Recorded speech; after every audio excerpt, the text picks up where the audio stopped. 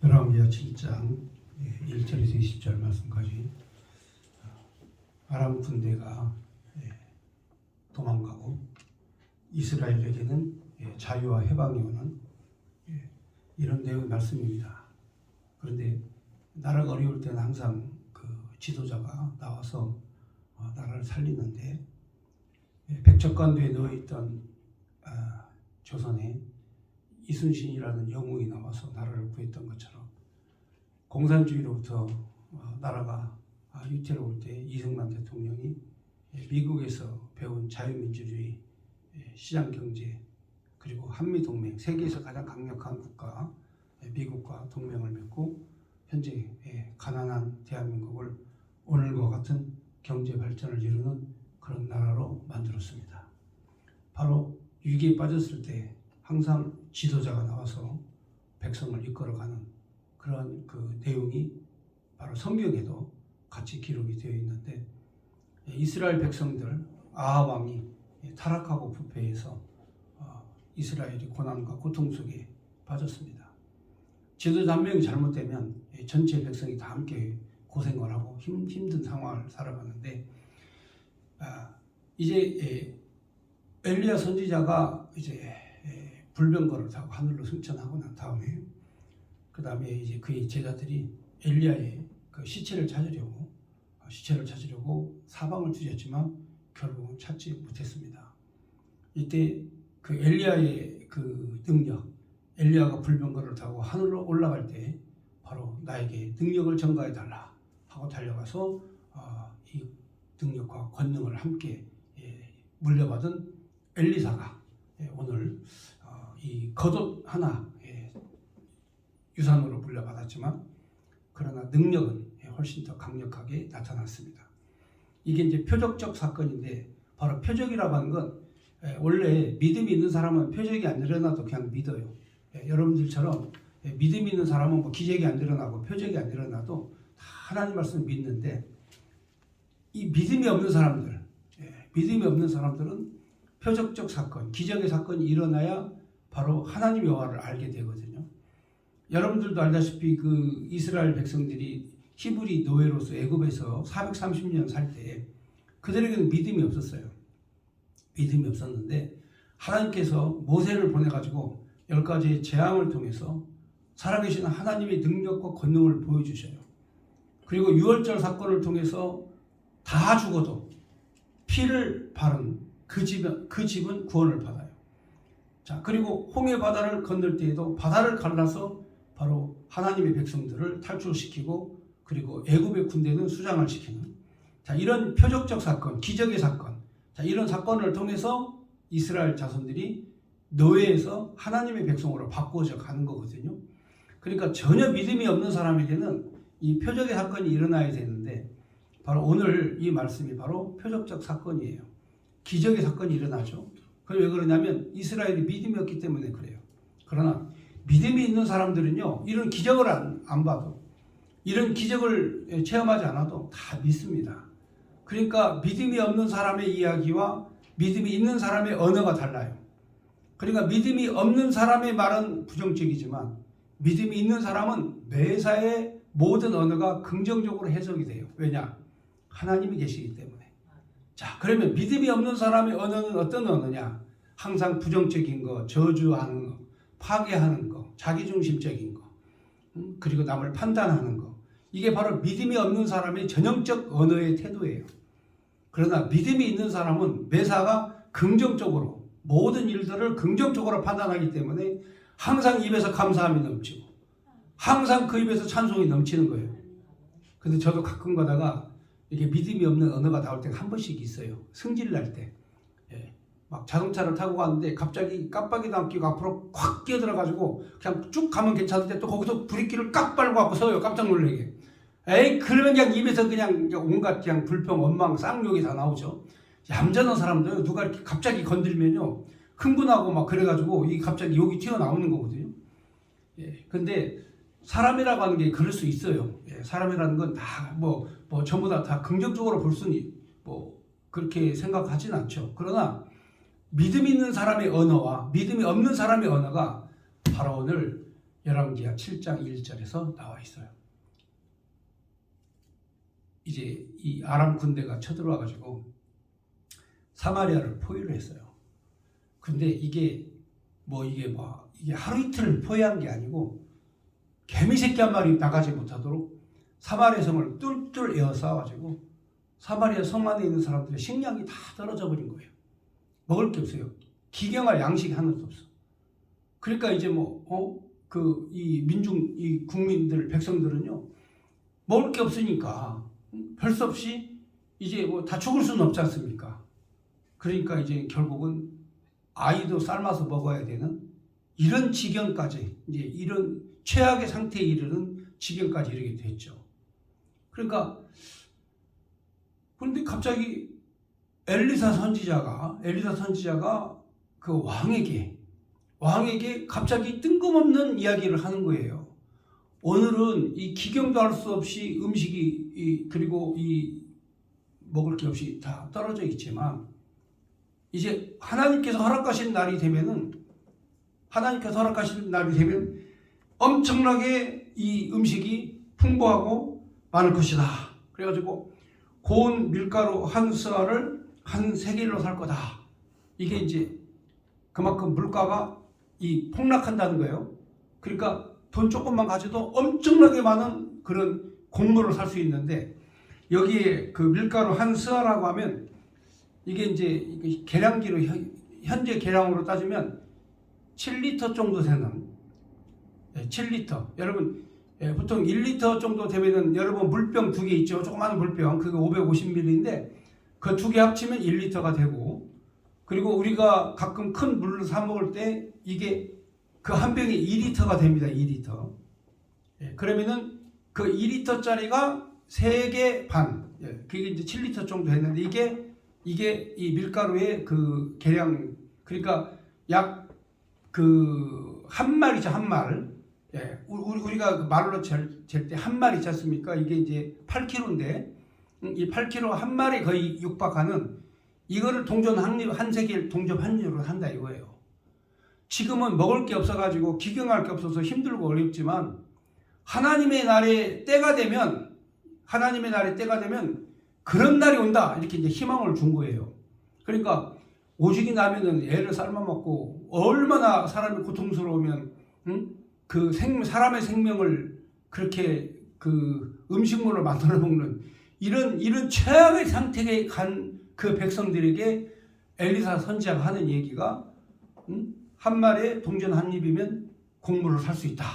자, 이런 얘기를 하니까 평범한 머리를 갖고 있는 이 사람, 믿음이 없는 사람은요, 그게 믿어지질 않는 거예요. 믿음이 없으니까 무슨 그런 개소리야. 저거는 개짖는 소리도 아니고 무슨 소리야 하면서 입에서 팍 내뱉은 얘기가 부정적인 언어가 나온 거예요.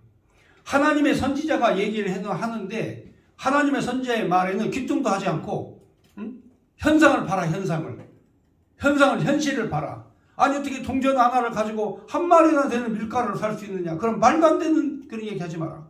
지금 우리가 얼마나 철핍하고 얼마나 궁핍하고 얼마나 지금 현재 처절한 상황인지 그것도 모르고 선지자가 나타나가지고 무슨 한 마리 동전 하나로 산다고? 저런 말도 안 되는 사기꾼 같으니라고 하면서 현실적인 얘기를 하는 거예요. 그러니까 이 엘리사 선지자는 지금 하나님의 말씀을 전하거든요. 하나님 말씀을 전해요. 자기 얘기를 하는 게 아니에요. 하나님의 말씀을 전하고 있는데 이 장관은 높은 고위 관직에 있으면서 하나님을 모르고 자기 생각을 얘기하는 거예요.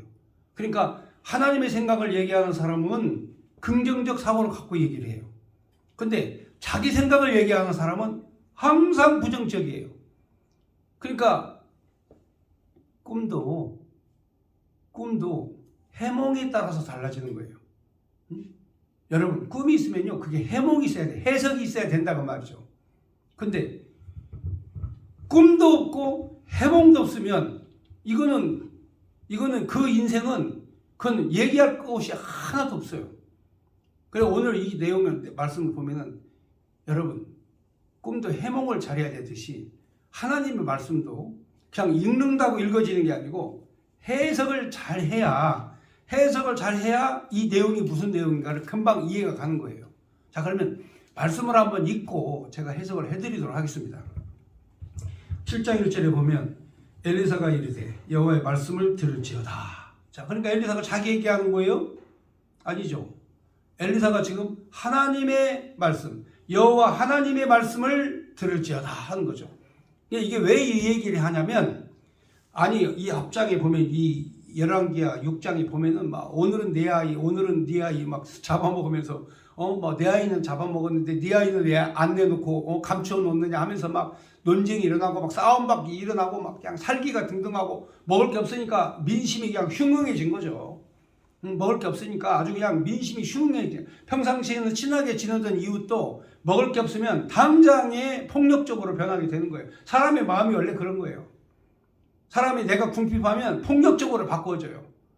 그러니까 보통 이렇게 사람들이 보면은 막 화를 잘 내고 막 이렇게 하면은 이게 준비가 좀 덜 된 사람이야. 내 마음이 여유롭지를 못해. 그러니까 그런 때는 건들면 안 돼요. 오늘 이 내용을 보면은 엘리사가 여호와의 말씀을 선포한다. 그러니까 그렇게 환난과 핍박 속에서, 궁핍 속에서, 절핍함 가운데, 절박한 가운데 있는 백성들에게 여호와의 말씀을 선포한다 하면서 이제 하나님의 말씀을 선포한 거죠. 들을지어다. 여호와께서 이르시되 내일 이맘때 사마리아 성문에서 고운 밀가루 한 스아를 한 세겔에 매매하고 보리 두 스아를 한 세겔로 매매하리라 그랬어요. 그러니까 밀가루 한 말은 한 세겔이고 보리 두 말은 한 세겔에 매매할 것이다. 그러니까 동전 한 입에 엄청나게 많은 곡물이 내일, 그러니까 앞으로 며칠 있다가 아니라 날짜를 정해줘. 날짜를 딱 정해주는데 내일 이맘때다 이런 거예요. 그러니까 이 군대 이 장관이 가만히 보니까 저 미친 소리야. 지금 몇 날 며칠 몇 달을 지금 몇 년 동안 먹을 것이 없어가지고 기경할 수 있는 음식이 없어서 지금 현재 새끼들을 잡아먹는 이런 절박한 상황이 있는데, 아니 선지자라는 사람이 나타나가지고 뜬금없이 내일 이맘때 밀가루 한 말을 한 세겔에 보리 두 말을 동전 한 입에 살 수 있다. 이런 뜬금없는 얘기를 하는 저 인간 저 미친 거 아니야? 그러니까 하나님의 말씀으로 듣지 않고 뭘로 듣냐면, 믿음이 없는 사람은 사람의 말로 듣는 거예요. 사람의 말로. 그러니까 차이가 바로 믿음의 차이가 여기서 다른 거죠. 믿음의 차이. 믿음이 있고 없고의 차이입니다. 미국에서 일어난 남북전쟁 때 남쪽에 있는 사람들은 바로 노예 무역을 했어요. 그리고 노예 노동을 통해 가지고 생산량, 그러니까 돈을 버는 그런 그 국가에 있죠. 그 남쪽에 있는. 근데 이제 북쪽은 이제 거의 그 공업단지 지역으로 해가지고 이제 그 산업이 발달한 지역이고, 남쪽은 이제 그 농업이 발달한 지역에 갑자기 노예가 없어져 버리면 자기들은 망한다 해가지고 결국은 바로 이 전쟁이 일어났죠. 이게 남북 전쟁입니다.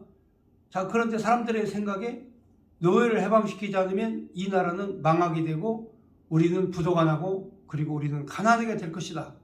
이렇게 생각을 했는데 링컨의 생각은 그게 아니었죠. 링컨의 생각은 바로 이 인간을 짐승처럼 취급하는 이 노예 제도는 이것은 하나님의 말씀에 이건 온당한 것이 아니다 해가지고 이 노예를 해방시키기 위한 전쟁을 했죠.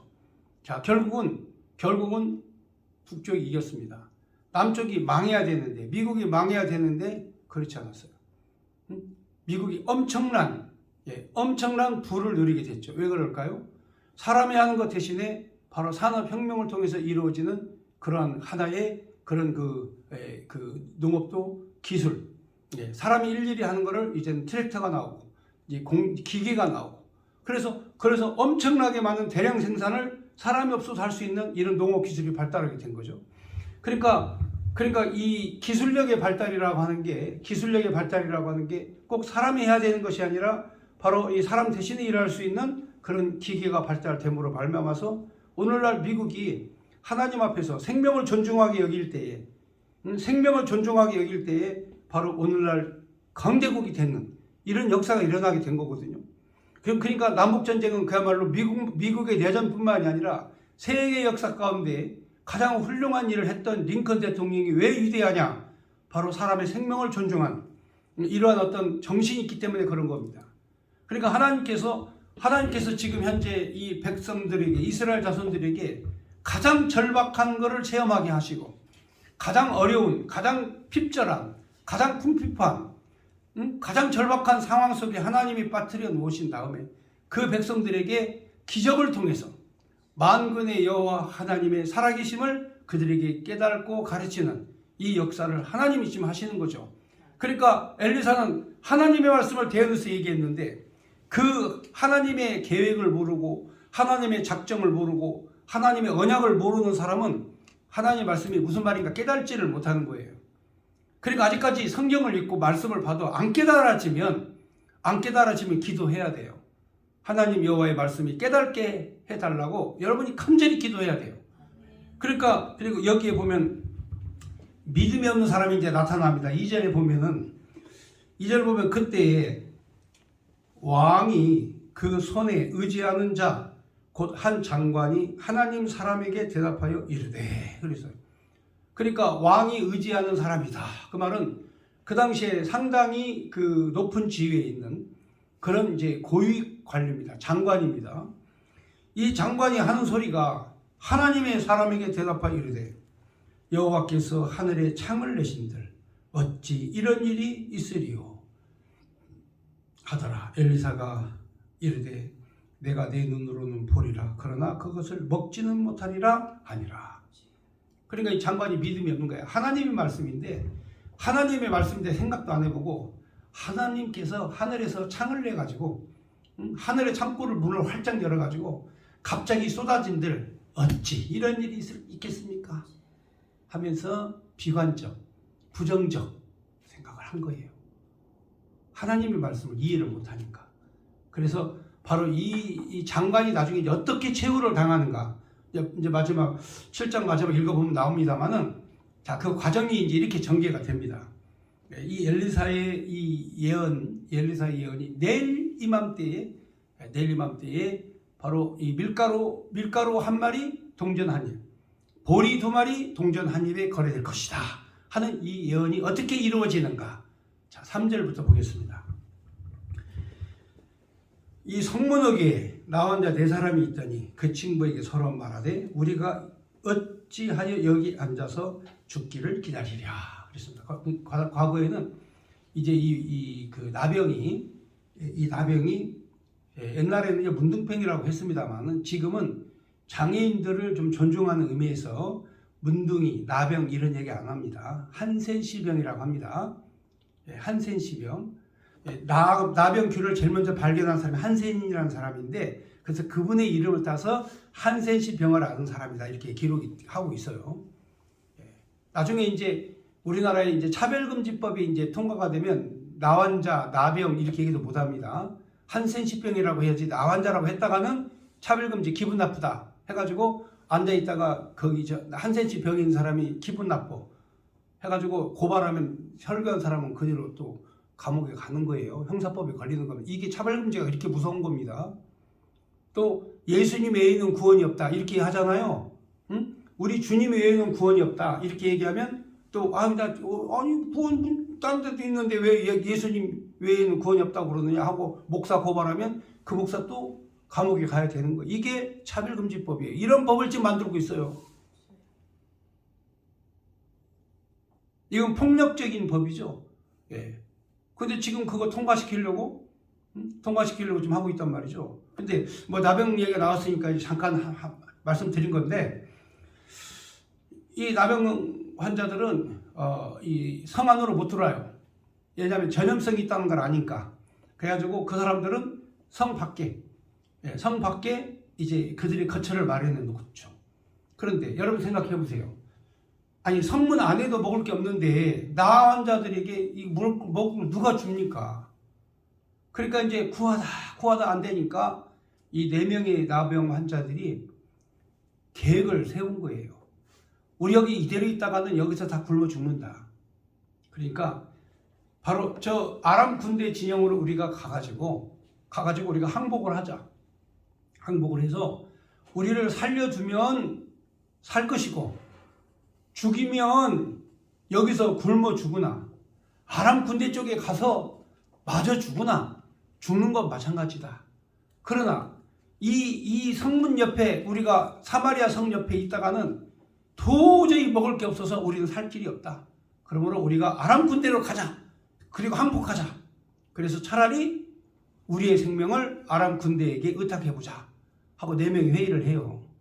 그리고 이제 해가 질 때쯤 이제 낮에 기다리고 있다가 해가 질 때쯤, 왜냐하면 대낮이 가면은 이제 자신들이 나병 환자라는 걸 금방 눈치채잖아요. 그렇잖아요. 그러니까 좀 어둑어둑할 때, 잘 안 보일 때 이때 다 감추고 먹을 걸 구걸하러 가는 거죠. 목숨 걸고 갑니다. 자, 그래서 이 나병 환자가 목숨을 걸고 아람 진영으로 가요. 근데 아람 진영에서 난리가 났어요. 이 4명의 나병 환자가 오는데, 4명의 나병 환자가 오는데 아람 진영에서는 난리가 난 거예요. 갑자기 막 말 병거 소리부터 시작해가지고 막 뿌연 먼지가 막 사마리아에서부터 아람 진영을 향해서 막 진격해 오는 거죠. 그러니까 아람 사람 군대들이 다 똑같이 공동으로, 한 사람만 그 생각을 한 게 아니고 전체의 아람 진영의 군대의 군인들이 두려움이 온 거예요. 갑자기 두려움이 확 온 거예요. 그러면서 저것들이 철기 문명이 발달된 히타트족, 북쪽에 있는 해족속, 그리고 남쪽에 있는 애국 군대, 당대 세계 최강의 군대 애국 군대를 저들이 용병으로 구해가지고 우리를 한꺼번에 공격하기 위해서 쳐들어온다 하면서 이 생각을 한 거죠. 갑자기 두려움이 오니까 별의별 생각이 다 오는 거야. 여러분들도 이제 나중에 이제 보시면 두려움이 오잖아요. 별 생각 다 들어요. 별 생각 다 들습니다. 여러분들 나중에 정신적 충격받는 일 생기잖아요. 오만 생각 다 들어요. 예를 들어서 사기꾼에게 돈을 사기를 당했다. 갑자기 모욕을 당했다. 갑자기 누가 나한테 막 욕을 한다. 이러면요, 머릿속에 별 생각이 다 나는 거예요. 오만 생각이 다.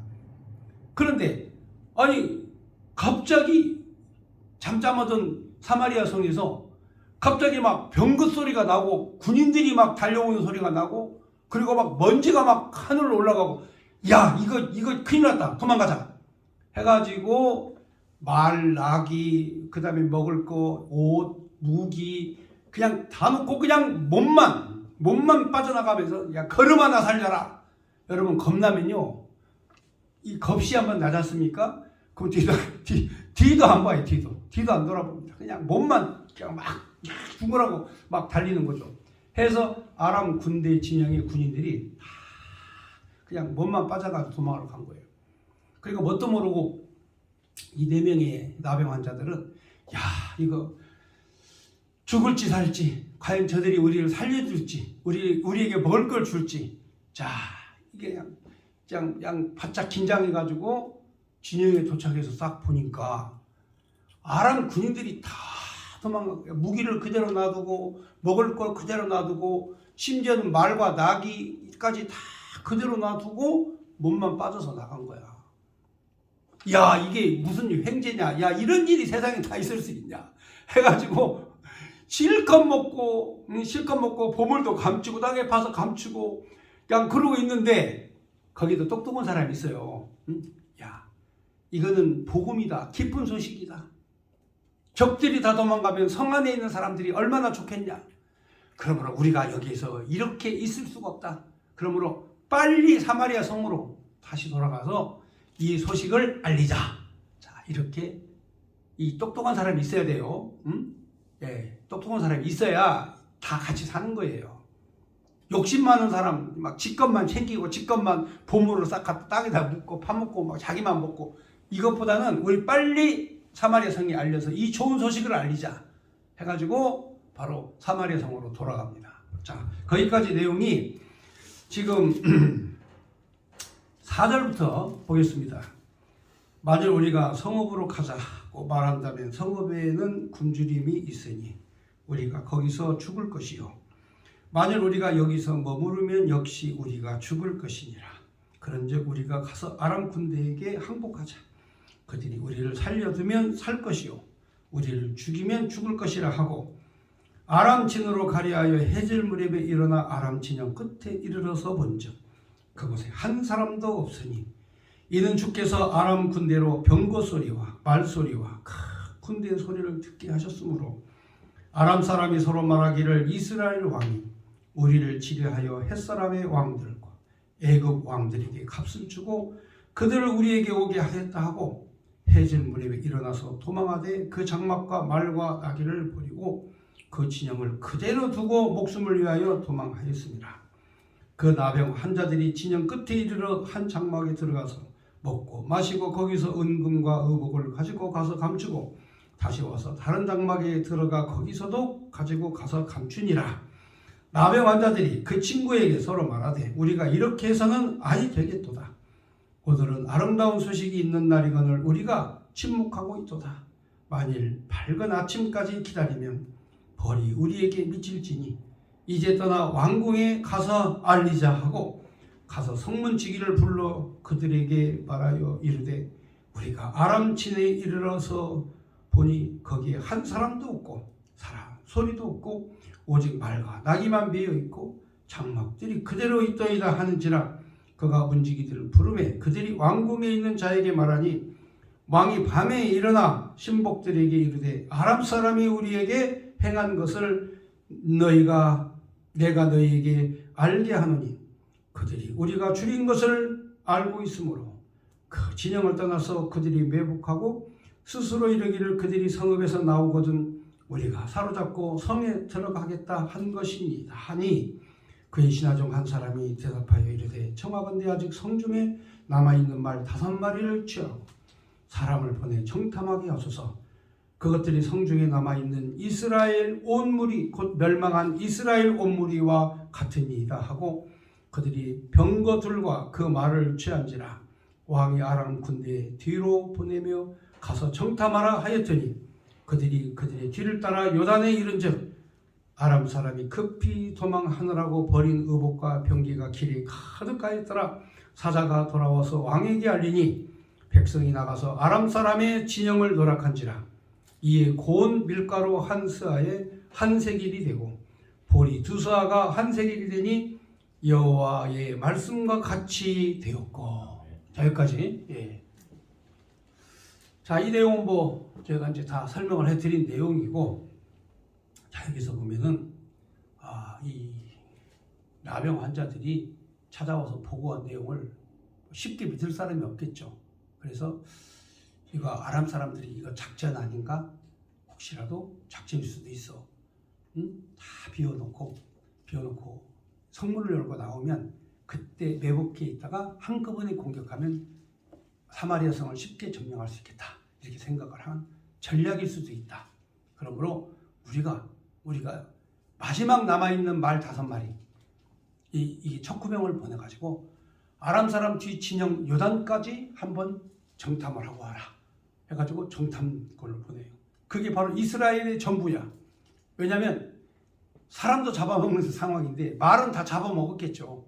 근데 이제 5마리, 성 안에 말 5마리밖에 없어. 이게 마지막 말인데 이거를 이 말 탄 척후병을 보내서 정탐해가지고 와라 하고 갔다 온 결과 역시 다 도망을 가고 급히 도망가느라 옷도 벗어놓고 그리고 다 도망갔다. 이 보고가 들어오니까 백성들이 와, 야, 이거 하나님의 영광이다 하면서 성문을 열고 튀어나가가지고 아람 진영에 가서 보니 먹을 게 그렇게 많은 거야. 그래서 엘리사 선지자가 예언한 내용대로 밀가루 1마리 동전 1입, 보리 2대가 동전 1입이 되는 기적의 역사가 일어난 거예요. 그게 바로 언제? 내일 이맘때라고 그랬잖아. 엘리사 선지자가 내일 이맘때 하나님의 기적이 일어난다 한 내용이 그대로 이루어진 거예요. 그래서 하나님께서 하신 말씀을 해석을 잘하면 꿈보다 해몽이 좋아야 된다 그렇지 않습니까? 근데 여러분 읽기만 해서 이게 해석이 안 되면 안 되는 거예요. 하나님 말씀은 해석이 돼야 돼요. 왜 그럴까요? 하나님이 하신 말씀은요 100% 이루어진다는 거. 하나님이 언약하신 거 100% 이루어진다는 거. 하나님은 위기에 빠진 백성을 반드시 살리신다는 거. 하나님의 백성을 절대로 버리지 아니하신다는 것. 아멘. 믿음이 없는 자에게 하나님의 믿음을 주신다는 것. 아멘. 이거를 지금 가르쳐 주시는 거예요. 이때 하나님께서 4명의 나병 환자를 하나님이 쓰셔서 마음을 격동시키시고 마음을 움직이셔서 4명의 그 환자가 나병 환자가 아람 진영을 향해 달려갈 때 하나님께서는 그들로 하여금 해쪽 속 그리고 애굽의 군대와 이스라엘 병력과 유다의 군인들이 다 함께 연합군을 형성해서 기습적으로 자기에게 쳐들어오는 그런 두려움을 하나님이 주시고 결국은 그들이 도망가게 하는 이런 기적 같은 역사가 일어나는 거죠. 그러니까 하나님의 역사, 사람의 마음을 움직이는 건 하나님이 하신다 이거죠. 그러니까 내가 억지로 하려고 하면 안 되는 거예요. 내가 왜 힘들게 사느냐? 억지로 사람의 마음을 움직이려고 하니까 그게 안 되는 거예요. 하나님께 내어 맡길 때 사람의 마음은요 억지로 되는 게 아니에요. 이거는 하나님이 역사하셔야 되는 문제라 이거죠. 그래서 이스라엘 자손들에게 하나님의 역사가 이렇게 나타난다는 걸 보여주는 거죠. 믿음이 없는 자에게는 하나님이 표적을 보여주셔야 되지 않겠습니까?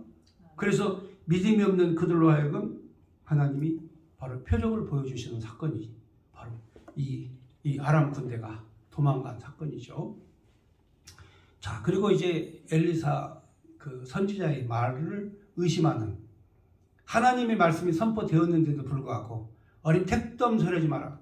하늘의 창이 열려가지고 이 하늘의 창이 열려야 이런 기적이 일어난다.